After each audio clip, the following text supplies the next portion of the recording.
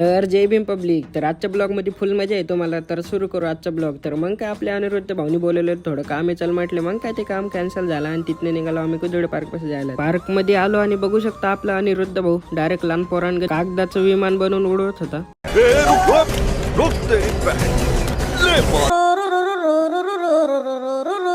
तर आपल्या पण्या भाईची बॅग तर डायरेक्ट वर अटकली. पण्या भाऊचं रिएक्शन आता बघू शकतो तुम्ही. बिल्लो बग्गे बिल्ले दा की करेंगी. पण्या भाई या उमेद मध्ये दगड मारत होता की त्याचे जॅकेट खाली पडन, पण त्याचं उलट झालं, काहीच पडले नाही. मग काय काठी घेऊन आला भाऊ. तर काठी फेकून मारताय, आता बघू पडते का नाही. तर काठी फेकली ते काही फायदा नाही झाला. मग काय आपला अभिजित भाऊ आखरीला वर झाडावर चढला आणि घेऊन आला.